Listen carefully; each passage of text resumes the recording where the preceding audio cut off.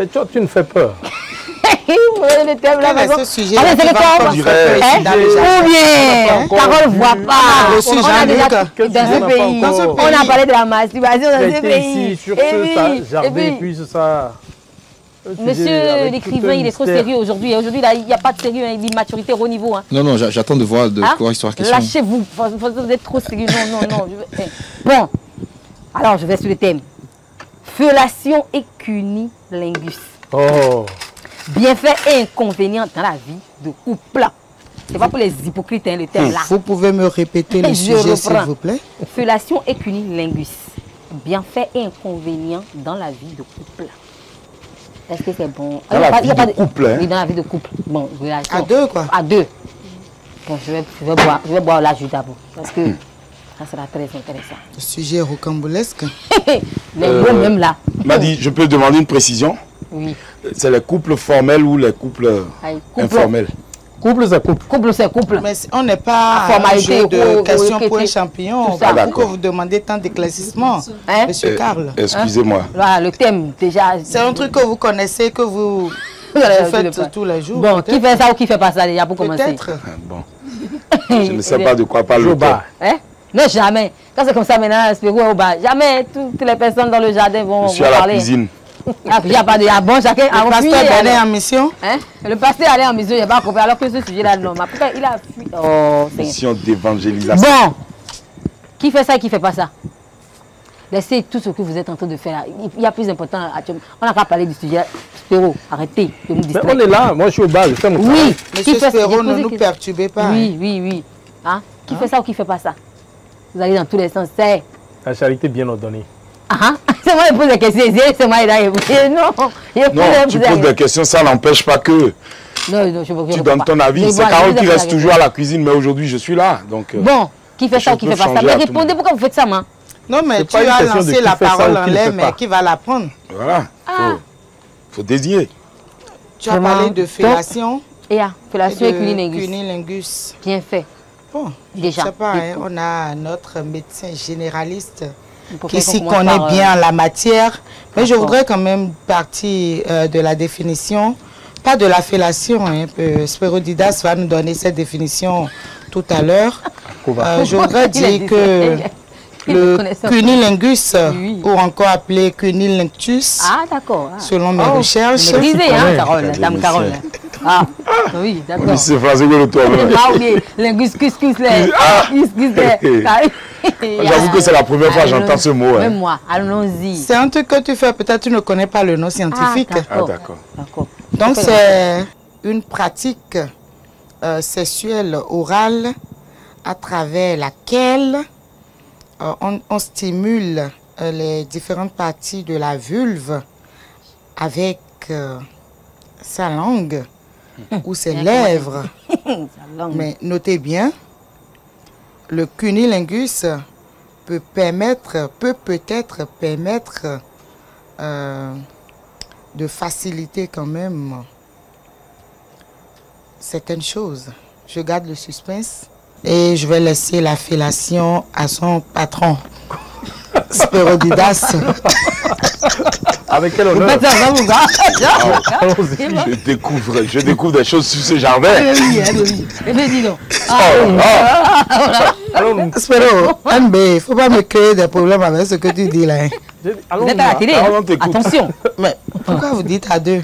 D'accord. Non, vous êtes à la télé, attention. C'est parce qu'elle est dans le secret de Dieu qu'elle dit que j'aime, non. Ah oui, attends. Mais non, tu maîtrises dans le jardin. Bon. Tu ne sais pas? Bon, ben heureusement que vous n'avez pas dit que c'est mon domaine. Ah oui, mais... De toute façon, la fellation, c'est pas mon domaine. Peut-être le cunilingus. Ça va sans dire. Ah ben oui. Non, l'autre. Parce que la fellation, déjà, c'est comme... vous l'avez déjà dit, pour le cunilingus, c'est une pratique sexuelle qui consiste à stimuler les parties génitales de l'homme pour lui donner du plaisir, pour, au sens, si vous voulez, sucer le sexe de l'homme, n'est-ce pas, et pour lui donner un certain tonus prêt au combat. Un certain tonus, hein? Ouais, ça fait partie des préliminaires. Ça fait partie des préliminaires, selon moi. Donc, c'est un peu ça. Mais est-ce que déjà, si on doit suivre la Bible, voilà, ou les versets, puisque vous remplacez le barman, le pasteur du jardin, ouais. Est-ce que si on doit suivre les versets bibliques, c'est une interdiction? Pourquoi est-ce que vous voulez charger les 10 commandements? Est-ce que c'est dans les 10 commandements? Il n'y a pas une partie où c'est... Parce que, voilà, même dans le Coran, on dit c'est interdit. Dans la Bible, on dit c'est interdit. De l'autre côté, je ne sais pas si c'est interdit. Je remplace juste le barman pour aujourd'hui. C'est lui qui connaît. Je lui ai même demandé, dis-moi si il y a un passage biblique. Il a dit, laisse-moi, il faut gérer. Donc, bon, aujourd'hui, mais je pense que c'est un truc que l'homme a découvert. L'homme a découvert ça, on n'a pas montré à l'homme comment est-ce qu'il faut chevaucher une femme. L'homme a découvert ça lui-même. Ce n'est pas Dieu ou dans la Bible où c'est dit il faut chevaucher une femme de cette manière. Non. L'homme a découvert ça au fil du temps. Et je pense que la fellation, le cunnilingus aussi, ça fait partie des plaisirs sexuels. D'accord. Tout simplement. Merci. Seth, est-ce bien ou pas pratiquer la fellation ou le cunnilingus? Est-ce que, selon vous, est-ce que c'est bon ou pas? Déjà, c'est assez dur déjà de me prêter à cet exercice-là. Moi qui ai l'habitude de me positionner plutôt sur des questions géopolitiques ou politiques, mais je suis aussi partisan du fait de décomplexer la parole. Ici, ça n'est pas seulement de... Voilà, et de, on n'est pas tout le temps sérieux bien. Parler de tout ce qui est... tout ce qui fait partie de notre société, sans... Donc, pas d'hypocrisie, pas de langue de bois, pas de complexe. Ça fait partie de la géopolitique aussi. Bah, bien sûr, parce que le sexe est un outil de pouvoir. Voilà. Voilà. Donc, vous êtes dans votre domaine, alors. Vous êtes dans votre domaine. C'est dans votre rôle. Allez-y. Elle va voir les gens, hein, Carole. Carole, il ne faut pas. Je ne vais pas lui mettre la pression. Non, je ne vais pas utiliser mon répondant. C'est notre... Voilà. C'est notre temps, on va pas la déranger. Plus sérieusement, je ne pense pas avoir la caution morale qu'il faut pour dire aux gens si c'est bien ou si c'est mauvais. Peut-être d'un point de vue purement technique, médical, notre spécialiste pourra nous dire si c'est bien ou si c'est mauvais, mais je pense qu'il y a un aspect historique ou on va dire ancien dans plusieurs pratiques sexuelles. C'est-à-dire que le fait de stimuler les parties génitales des deux conjoints, c'est pas quelque chose qu'on découvre. C'est quelque chose qui vient de loin, un peu comme le baiser, le fait de s'embrasser par exemple. Donc, je pense qu'il n'y a pas de limite entre griffes à se mettre à partir du moment où il y a, dans un premier temps, le consentement. Quand les deux parties se connaissent assez, et quand je dis ça, ce n'est pas juste se donner l'un ou l'autre des informations. Non, c'est le fait d'aller jusqu'à faire des tests sanguins, à être rassuré de la bonne santé l'un de l'autre, parce que aussi érotique et charmant que cela puisse paraître, il y a quand même des échanges de fluides, des échanges de je ne vais pas dire de gènes, mais quand même, vous comprenez un peu ce que je veux dire. Et ces contacts-là peuvent avoir des conséquences. Et pour cela, pour se prémunir de ces conséquences-là, il faille dans un premier temps s'assurer quand même de la santé de son vis-à-vis. Et cela, ça passe par des analyses cliniques et voilà, une connaissance approfondie de son partenaire. Super. Karl, il a écouté, hein, avec les détails, il suivait, il écoutait. Karl, faut nous dire, vous faites ça. Expert. Bon. Expert en la matière. Ah oui? Bon, comme je l'ai dit, je découvre. Vous découvrez. Je n'ai jamais fait ça. Le thème sur l'émission, hein. Et vous avez peut-être découvert le thème scientifique ici. Oui, mais la pratique est la quotidienne, hein. N'est-ce pas? Et l'emblème, il est fio. Il faut nous dire la vérité. Non, bon, je pense que je vais bonder dans le même sens que Spéro Didas et dire que comme la science, les pratiques sexuelles évoluent. Maintenant, est-ce que c'est bon? Est-ce que c'est mauvais? Je ne suis peut-être pas la personne bien indiquée pour le dire. Est-ce qu'il faut le faire? Est-ce qu'il ne faut pas le faire? Je pense que c'est à la convenance de chacun, selon l'intérêt que chacun y trouve. Voilà, Mais Carl, ça vous procure un plaisir. Je savais. Non, il ne s'agit pas de moi. Oui. Il ne s'agit pas de moi ici. L'émission ne tourne pas. Sur le plateau, on a l'habitude. On a l'habitude quand même de parler de nos vécus. Mais si. Carola Beau. On partage les expériences. Tu avais partagé avec nous, voilà. On n'a pas passé un vécu de lui. Voilà, et on en tire des leçons, tout ça. Carola définit. Maintenant, Carola, tu le permets, dites-nous, Carl, dites-nous, est-ce que vous en avez l'habitude? Et comment sentez-vous quotidienne ce procédé-là? Vraiment, la langue de parler, c'est compliqué. Non, ça me surprend que ce soit Carole qui pose la question parce qu'elle a pu définir le thème et tout, mais elle ne nous a pas dit, elle ne nous a pas donné ses impressions. Non, mais il fallait me poser la question comme je le fais. Il faut poser la question alors. Non, mais ce n'est pas mon tour maintenant de répondre. Mais quand j'avais pris la parole, il fallait le faire. Vous savez, les questions de sexe, enfin, les questions de rapport sexuel restent quand même... moi, je ne parle pas de tabou. Non, pas du tout. Je ne parle pas de tabou. Mais ça conserve toujours son sens un peu pudique. Parce que, bon, on ne va pas commencer à le faire devant tout le monde ici, par exemple. Pas dit de, vous voyez. Donc, venir décrire... Tu esquives comme la question. Non, je pense qu'il tourne trop. Venir décrire un gars aussi direct comme Carl. Et aujourd'hui, venir décrire mes pratiques sexuelles à la télé. On n'a jamais dit ça. C'est même pas possible. On n'a même pas envie de ça. Les téléspectateurs n'ont même pas besoin de ça. Je pense que ça fait partie des préliminaires que les couples se font. Et comme l'a dit M. Seth, c'est bien de s'assurer que son vis-à-vis a une bonne santé et autres là, avant de s'y engager. Moi, je le fais à cœur joie. J'adore le faire. J'aime qu'on me le fasse. D'accord. Et j'aime le faire en retour. Et que pensez-vous des personnes qui aiment qu'on leur fasse ça et qui n'aiment pas? Que pensez-vous des personnes qui aiment? Parce qu'il y a des partenaires où il y a des personnes qui aiment bien ça, mais eux, ils n'aiment pas faire ça en retour. Il y a ces cas-là, par exemple, où parfois quand vous entendez des gens partager leur expérience et tout, il y a des femmes qui disent, par exemple, « Oh, moi, mon homme n'aime pas me faire ci ou ça, mais lui, il aime bien qu'on lui fasse ci ou ça. » Que pensez-vous de ces personnes-là, par exemple? Oui, le plus important, je vais me recevoir, mais tu n'aimes pas donner au fait. Oui. Déjà qu'on se respecte dans la relation et qu'on respecte ce que l'autre veut, je crois que ça peut aller. Du moment où l'autre accepte qu'on lui fasse ça, bon, tant mieux. Si l'autre ne veut pas, on ne le fait pas, tout simplement. Comme on a un docteur avec nous, on va demander à notre docteur quels sont les bons et les mauvais côtés de la fellation et du cunilingus. Madi, si tu permets, je sais qu'il y a un monsieur qui brûle d'impatience à côté de moi. Qui sourit de bidon. Oui. Bon, il ne serait pas mieux qu'on lui donne la parole.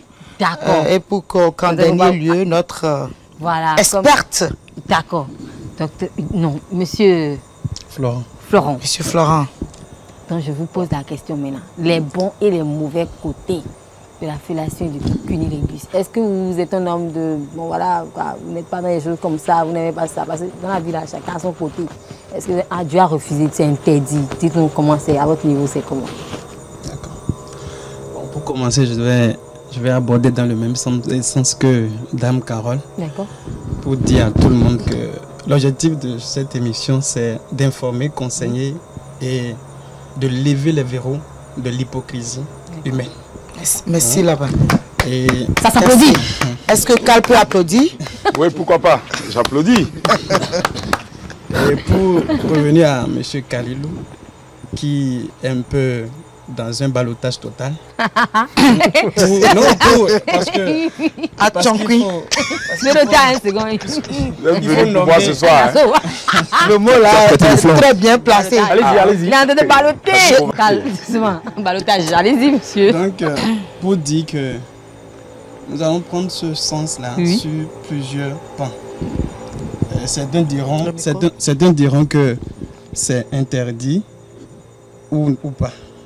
Et dans le culte religieux, chacun, soit disant tel, comment dire, je suis ci et cela, de telle obédience, fait préférence de ne pas aborder ces genres de sujets. Or, au fond d'eux, ils savent qu'à l'intérieur d'eux-mêmes, dans le fait intime, ils le pratiquent abondamment. Avec abus. Donc, avec les superlatifs. Donc, il va dire beau. J'aimerais qu'on cesse. Surtout au Bénin. On a ce côté aussi médiocre à supposer que nous sommes les êtres les plus supérieurs, respectant un peu la culture de la vertu de Dieu. Mais au-delà de nous-mêmes, nous savons que c'est quelque chose à barrer. Et qui s'introduit déjà sur les réseaux sociaux. Vous savez, récemment, il y a eu affaire de Balthazar. Beaucoup font Balthazar, mais sont un peu réticents à la sortie de leur grand, ce mythe-là. Donc nous ne sommes pas là pour dire nous ne faisons pas ou non, il ne faut pas le faire. Chacun de nous le fait. Ah non. Carole n'aime pas ça. Tu généralises la Carole n'aime pas. Vous n'avez pas généralisé. Elle n'est pas d'accord. Il y a certains qui ne l'ont jamais fait et qui n'aiment pas le faire. Comme Carl par exemple.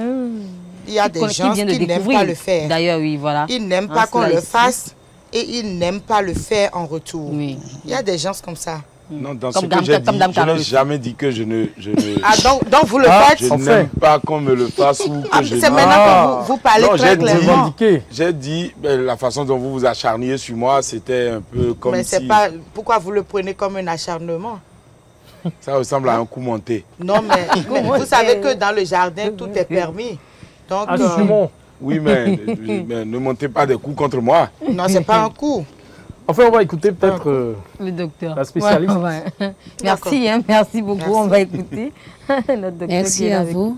Oui. Merci à chacun pour le partage. Et je pense que chaque être humain a son orgasme.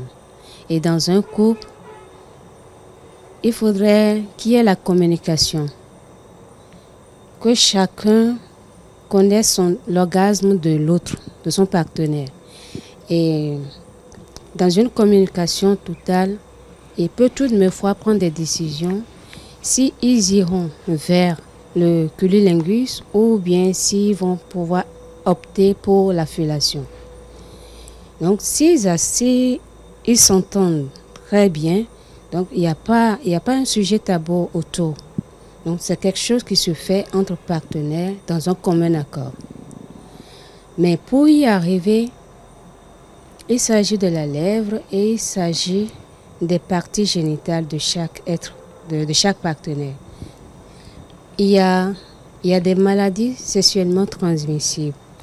Au fur des temps qu'ils fassent des analyses pour voir s'ils n'ont pas des infections sexuellement transmissibles ou bien s'ils n'ont pas des maladies sexuellement transmissibles. En faisant par exemple la fellation, selon vos dires, on court le risque de ramasser des maladies, de ramasser des infections. C'est bien ça. Mais pas sexuellement, mais c'est oral, n'est-ce pas? La fellation, c'est une pratique orale, mais c'est une pratique sexuelle. Oui. Parce qu'il y a la bouche qui prend l'organe génital de l'autre. Donc, en prenant l'organe génital de l'autre, il ingère le germe. Oui. Lorsque le partenaire a déjà ses germes autour de son organisme, autour de son organe ou bien à l'intérieur de son organe, en faisant cette fellation, le partenaire va ingérer le virus ou bien les germes qui sont autour. Et lorsqu'il ingère ces germes-là vont se développer dans l'organisme. Qu'est-ce que vous nous conseillez de façon concrète? Est-ce qu'avant d'aller au cunnilingus ou à la fellation, il faut en amont faire des tests pour savoir que mon partenaire ou ma partenaire n'a pas entre-temps des infections à transmettre et tout. Il faut le faire avant et il faut le faire à tout moment. Au moins pas trimestre, il faut le faire. Surtout avec les hommes infidèles qu'on a de nos jours. Il faut le faire. Il faut le faire même par semaine. Hein? N'est-ce pas, comme le dit quelqu'un, lorsque avant d'aller au sexe avec son partenaire, il fait le test pour en savoir plus. Si entre-temps, il n'a pas eu le temps de se promener un peu partout avant de venir. Si c'est quelqu'un qui est très dynamique et côté section, oui, espérons. Faire le test chaque fois. Il faut faire le test chaque fois avant d'aller vers son ou sa partenaire. Tu permets? Oui, je permets. Je peux poser une question. Oui. Je pense. Alors, docteur, ça veut dire que lorsque vous avez des pratiques sexuelles par voie orale avec votre partenaire, c'est que à la fin, qui est peut-être porteur d'une infection, à la fin, l'utilisation du préservatif n'a plus son sens. En réalité, son sens. Je n'ai pas bien compris. Bon, la question c'est que est-ce qu'on peut attraper le VIH en faisant une fellation? Non, pas forcément pas le VIH. Pas le VIH. Pas forcément le VIH. C'est-à-dire, tout à l'heure, dans votre explication, vous avez dit, même si c'est par la bouche et que le partenaire est porteur d'une infection, ça peut se transmettre. Oui. Donc c'est pratiquement des risques quand même. Oui, voilà. Ça fait partie des risques. Voilà. Alors je dis, si pour le cas où le partenaire est porteur peut-être d'une infection et que vous avez eu en amont cette pratique buccale et qu'après vous prétendez vouloir vous préserver en utilisant un préservatif, c'est comme si c'est du même au même ou pas? Si après cette pratique et en allant au sexe, vous portez le préservatif, si entre-temps, si le germe n'y est pas, la personne n'aura pas des infections. Et si le germe y est? Si le germe y est, ça veut dire que la personne le germe est déjà ingéré dans son corps. Même si vous préservez en mettant le préservatif, après il y aura toujours le développement, il y aura toujours l'évolution de ces germes dans l'organisme. Okay. Alors les infections par voie orale là qu'on attrape et puis les infections lorsqu'on va directement lorsqu'on va directement au sexe, c'est pas les mêmes choses, n'est-ce pas? Il y a ces différents types d'infections. C'est l'ensemble de ces germes qui constituent ces infections. Chaque germe vous donnera des infections. Donc, il y a plusieurs formes et plusieurs types d'infections. Voilà. Ça. Moi, je pense... En tout cas, pour la question de M. Karl, je pense quand même que le fait d'avoir en amont pratiqué le sexe oral ne doit pas dissuader l'utilisation du préservatif. Pourquoi? Parce que il y a quand même le risque de grossesse, il y a quand même le risque d'IST, le sida et d'autres trucs. Oui. Donc, si on ne peut pas attraper par exemple le VIH par voie orale, on peut l'attraper à travers la pénétration. Donc, il faut quand même continuer à porter le préservatif. Adjane, quoi qu'il arrive. Pourquoi tu as suffisamment peur du VIH? En tout cas, je pense que c'est l'infection. Voilà, ça dépend de l'usage de quel organe. Non, on est d'accord, mais là, on est en train de parler du sexe. Donc ça dépend de l'usage des organes, au fait. Non, vous savez, c'est vrai que dans notre imaginaire, le VIH a été tellement, on va dire... satanisé. Voilà, diabolisé, que c'est peut-être la pathologie... On parle de maladies sexuellement transmissibles, on pense d'abord au VIH. À la tête. Mais il faut dire que c'est aussi à travers son aspect incurable que cette pathologie est quand même inquiétante. Donc, moi je dis, même si à travers les pratiques orales, on ne peut pas attraper certaines pathologies, il faut l'usage du préservatif, surtout quand vous n'êtes pas dans un cadre de mariage. Et c'est quelque chose à laquelle il faut penser systématiquement. En tout cas pour ma part. Moi je pense que si vous faites la fellation, si une femme fait la fellation à un homme qui a un germe, forcément elle va attraper cette maladie parce qu'il s'agit du sexe de l'homme qu'elle met dans sa bouche. Et le sexe de l'homme l'homme peut être malade et à travers son sexe, par voie orale, je pense que les germes attaquent les parois et autres là, c'est déjà dans le corps. Donc l'homme et la femme peut attraper une maladie si l'homme est infecté par quelque maladie que ce soit, qu'il soit une maladie sexuellement transmissible. Et c'est pareil pour l'homme aussi. Pour l'homme aussi. Mais moi je vois que c'est un faux problème, surtout ceux qui ont plusieurs partenaires et qui s'adonnent à la fellation au cunnilingus. Et après ça, juste, on utilise le préservatif. Je trouve que c'est un effet nul. Il ne faut pas se mentir, quoi. Alors là... Oui, ça n'a pas de sens.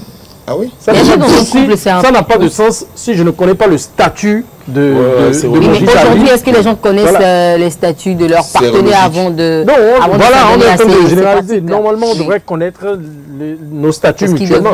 Mais non, ceux qui ne se connaissent pas leur statut et qui pratiquent la fellation ou le cunnilingus et après utilisent le préservatif pensant qu'ils sont en train de se protéger, c'est un faux problème. C'est un faux problème. Mais dans une relation, est-ce que vous pensez que c'est important d'avoir, parce que ça fait partie des préliminaires, n'est-ce pas? Est-ce que vous pensez que ça pimente les relations?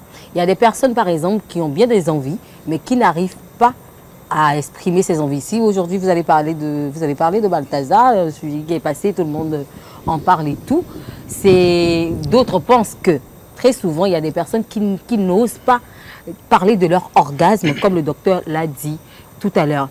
Est-ce que vous pensez que c'est important de se connaître, de vraiment se connaître, de s'ouvrir dans les relations, dans les couples, aller au fond de ce qui nous fait vraiment plaisir, pouvoir dire, ok, Dame Carole, pouvoir dire, ok, il ne faut pas dire que vous aimez ça. Non, ça pouvoir dire à mon homme, ah, je veux ci, je veux ci, je veux ça. Est-ce que vous pensez que ça fait, quand même, ça apporte en plus au couple? C'est important? C'est quand même la base, hein. Si.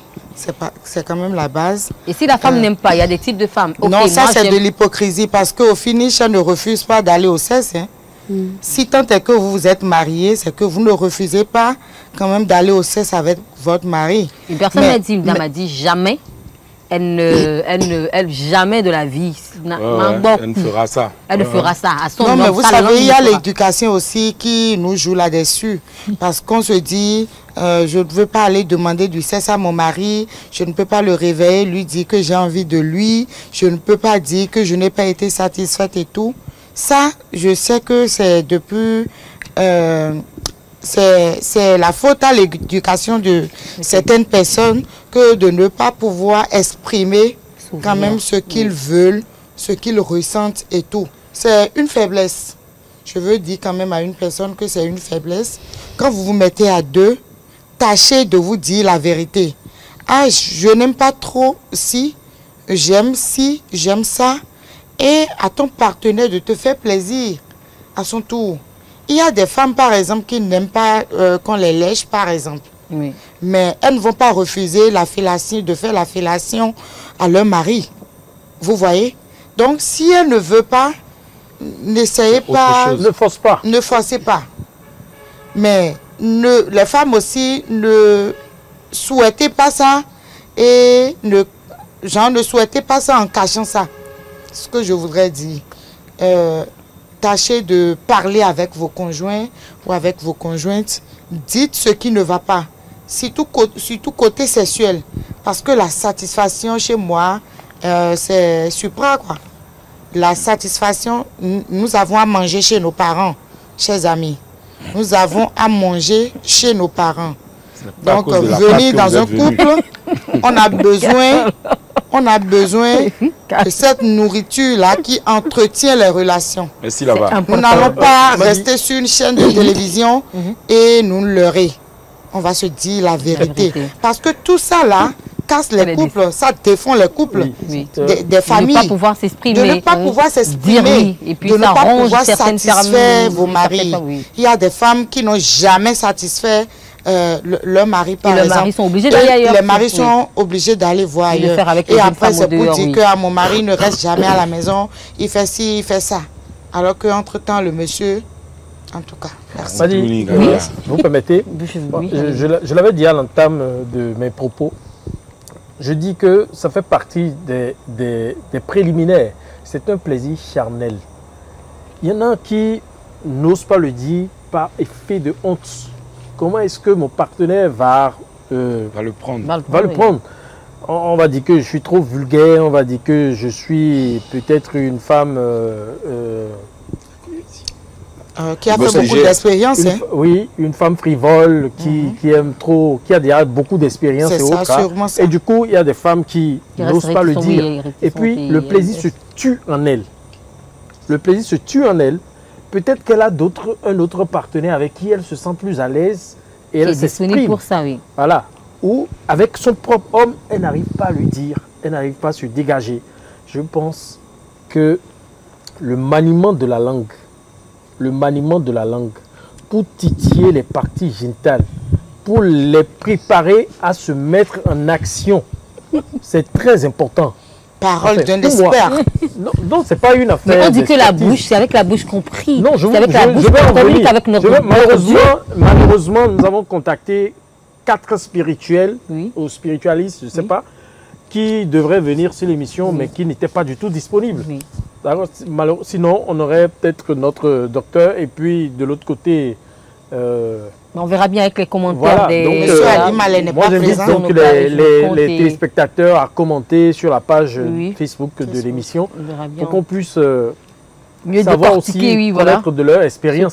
Donc, je disais que quand vous utilisez la langue, je ne sais pas ici que je vais montrer cela, quand vous utilisez la langue et que vous sculptez le corps tout entier de la femme, c'est-à-dire vous lui procurez un certain plaisir, mais qui a découvert qu'il faut envoyer la langue là-bas pour que la femme se sente à l'aise, parce que ça vient compléter l'acte.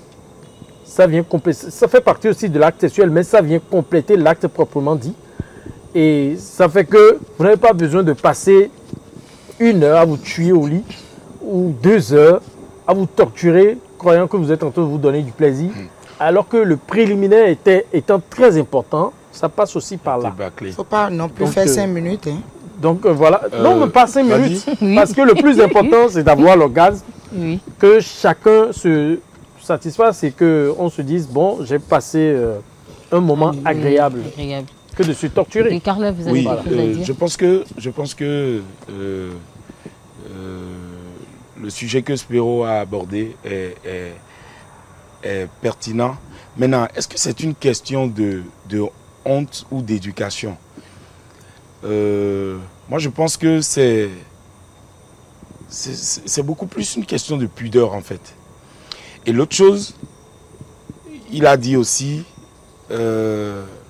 vous savez, les femmes vont dans les couples en voulant se vendre, genre, avec la prétention d'être « je suis la meilleure » en fait. S'il a pu me choisir parmi des milliers, c'est que je suis la meilleure. Donc, me mettre à dire ci ou ça, est-ce que ça ne va pas déteindre la personnalité que je construis et tout. Par contre, l'autre chose, c'est qu'il y a des cas où la femme, puisque généralement c'est les plus... enfin, c'est les femmes qui donnent plus l'aspect du je ne suis pas intéressé, c'est-à-dire aller au lit, ça arrange l'homme, etc. Alors, il y a des cas où je ne veux pas aller au sexe. On peut tout faire, mais pas de pénétration. C'est-à-dire, On peut tout faire, je peux, il n'est pas rare d'entendre, genre je peux te satisfaire. Vous pouvez pratiquer le cunnilingus voilà, comme la fellation sans aller... Oui, sans aller au sexe. Alors, moi j'ai jamais compris dans quelle logique, à quelle logique cela répond, puisque si c'est pour raison de santé, ça n'a pas de sens parce que notre docteur vient de nous prouver que le faire par voie orale aussi, par voie orale aussi est une porte ouverte à la transmission des infections. Des virus, des maladies, voilà. Donc, je pense que zéro contact, parce que même le simple baiser transmet des maladies, l'hépatite et tout. Donc, finalement, soit on s'assoit, on se regarde, on se dit au revoir, ou on va faire les tests. Si on veut voilà, où on va faire les tests et on sait et on est sûr que aussi parce que bien. Voilà. Non, on est sûr que tout va bien, mais on est sûr aussi que derrière le test, tu ne tournes pas, enfin, tu fais pas du double jeu parce que tu vas pas m'imposer de faire le test et tout et par derrière tu vas voir quelqu'un d'autre, etc. Donc, Carlo, Cali. m'a dit deux choses. Je me dis encore que il y a certaines personnes qui sont entrées dans des pratiques, religieuses et autres, où on leur interdit d'aller, de pratiquer la fellation ou la masturbation ou bien, je sais pas trop. Ce qui va avec, on peut dire que c'est des blocages, et tout ça. Donc, on leur interdit ça. Il y en a qui disent que les naturalistes, ou bien je ne sais pas trop, qui disent que ce n'est pas bon de prendre sa bouche pour ces pratiques, pour exercer ces pratiques-là. Et que quand on parle, que ce que vous dites vous perdez le pouvoir de la parole. S'exécute pas, vos vœux ne s'exécutent pas. D'accord? Donc, ça, c'est des considérations. Je pense que c'est surtout ceux-là qui sont dans ces pratiques-là, à qui on interdit de ne pas faire ci ou ça, ou ça. Parce que ça ne va pas avec les divinités qu'ils adorent et tout. Qu'ils adorent et autres. Est-ce que les divinités connaissent ce truc-là? Non, moi je dis deux choses. Il faut qu'on considère l'aspect sociologique et anthropologique de ce phénomène-là. Parce que on ne va pas dire qu'il y a une norme universelle dans toutes les sociétés par rapport à cette thématique-là. La perception que nous avons du cunnilingus et de la fellation en Afrique n'est pas forcément la même au Moyen-Orient, en Amérique latine ou en Asie. Donc, de mon point de vue, l'épanouissement sexuel, c'est quelque chose de très individuel. Je vois très mal un gouvernement, par exemple, imposer aux gens comment ils doivent pratiquer leur intimité. Donc, je parlais du consentement. Il faut vraiment qu'il y ait de la communication, que la femme dise ce qui lui fait plaisir et vice-versa. Parce qu'au demeurant, une femme qui n'est pas épanouie sexuellement, un homme qui n'est pas épanoui sexuellement, et là je parle des adultes, je ne parle pas des enfants, je parle des gens qui sont en couple, qui ont une vie conjugale, ça se sent dans la société, dans leur productivité, dans leur rapport aux autres, dans la façon dont ils sont lumineux. Vous savez, lorsque vous avez eu une belle nuit, où il s'est passé de très belles choses. La matinée, dans la journée d'après. Dans votre corps, il y a de la dopamine. Il y a des hormones qui sont sécrétées. Il y a des zones de votre cerveau qui sont stimulées. Et ça vous permet d'être plus productif, d'être souriant. Les gens disent ça, donc c'est vrai? D'être réceptif. Vérifier, Spéro. Il y a une médecine. Parce que voilà, pour confirmer. C'est vrai, docteur? Moi, de façon empirique. Ah, d'accord. De façon empirique, je peux dire par exemple par rapport au sport. Et il est prouvé que le sport et le sexe peuvent produire parfois les mêmes effets. Pas tout le temps, mais parfois. quand vous faites quelques minutes de séance de sport, vous ne réagissez pas de la même façon aux événements. Parce que vous êtes dans une nouvelle disposition. Et c'est en cela que c'est important de non pas seulement rechercher l'acte en lui-même, mais de rechercher un résultat. Et le résultat derrière l'acte sexuel, c'est de procurer à l'autre du plaisir et d'en recevoir aussi. Et ça passe par le consentement, la discussion et aussi l'hygiène. Hein, parce que vous avez beau avoir le partenaire ou la partenaire le plus beau, la plus belle, s'il n'y a pas l'hygiène corporelle, vous avez beau envie de mettre votre langue, vous ne pourrez pas. Donc c'est une invite aux gens aussi de prendre soin de leur corps, parce que l'hygiène buccale, l'hygiène vaginale ou génitale, c'est quelque chose de primordial pour la bonne santé d'une relation. Mais si là-bas le volume n'est pas bon, il faut augmenter le volume. Donc prenez soin de vous. Voilà, prenez soin de vous. Et cela encouragera votre partenaire à prendre des initiatives. On va faire tout de table encore. C'est qu'il faut décider. On coupe. On coupe, on veut manger, on a déjà parlé. On a déjà parlé, on a tout dit. Bon, que fellation et puis cunilingus. Quoi? Je voudrais juste dire un truc. Je dis que la fellation et le cunilingus, c'est une bonne chose. Mais si vous avez des interdits, il ne faut pas s'y aventurer. Voilà. Si vous n'avez pas de ces barrières-là, faites l'expérience et vous allez trouver que vous-même, dans votre propre âme sera heureuse. C'était donc Jardin d'Éden, j'ai conclu à ma manière. Non, mais tu as oublié la ghettoisation de... Ah oui, oui. Il faut ajouter, il faut dire, la fête de ghetto de là-bas, là, que...